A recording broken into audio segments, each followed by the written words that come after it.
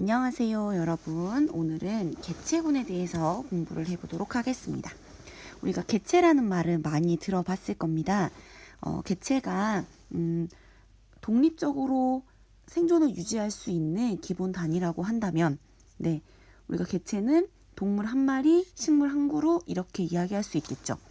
개체군은 이러한 개체가 모여있는 집단을 의미하고 있습니다. 그래서 일반적으로는 비슷한 지역에서 같이 생활하고 있는 같은 종의 개체들로 이루어진 집단, 이것을 우리가 개체군이라고 해요. 그래서 우리가 보통 개구리가 메뚜기를 잡아먹는다 라고 하면 메뚜기 한 마리를 의미하는 게 아니죠. 그래서 그 같은 지역에 사는 메뚜기 전체를 의미하고 있는 것이기 때문에 개체군, 요런 것을 개체군이라고 한다, 알아두시면 되겠고요. 우리가 개체군을 이야기할 때 개체군의 밀도, 생장 곡선 이런 것들을 이야기합니다. 일단 첫 번째 밀도를 한번 볼게요. 개체군의 밀도라는 거는 우리가 인구 밀도를 생각하면 쉽게 이해하실 수 있습니다. 우리가 인구 밀도는 같은 지역에 살고 있는 사람의 수를 의미하고 있죠. 개체군의 밀도도 마찬가지입니다. 같은 지역에 살고 있는, 그러니까 이 개체군이 살고 있는 면적과 그리고 개체군을 유지하고 있는 그 개체의 수로 밀도를 구할 수 있습니다. 면적분의 개체수. 그런데 이 개체군이 살고 있는 면적은 크게 변하지 않기 때문에 개체군의 밀도에 큰 영향을 주는 것은 바로 개체수 되겠습니다.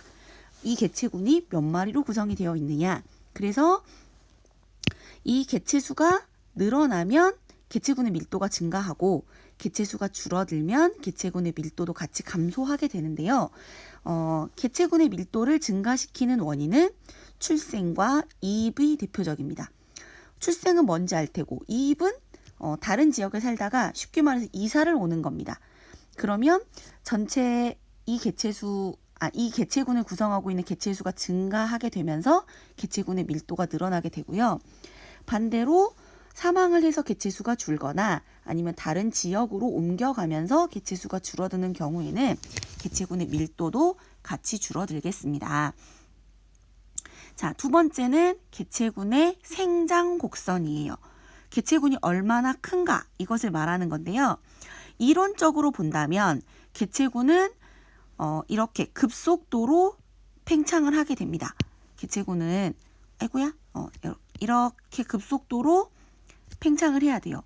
왜냐하면 개체수가 두 마리가 짝짓기를 해서 보통 4마리의 자손을 낳는다 라고 하면 이 각각의 자손들이 또 4마리씩 낳게 되면은 4마리 이렇게 낳게 된다고 하면 부모가 사망을 한다고 해도 개체수가 지금 이렇게 늘게 되잖아요. 그래서 수학적으로 급속도로 이렇게 개체수가 늘면서 개체군은 불어나야 되는데 실제로는 그렇지 않더라라는 걸 알 수 있습니다. 그래서 이론상의 생장 곡선이 J자 모양을 가지고 있다면 실제로는 이렇게 약간 누워져 있는 S자 모양을 가지게 돼요.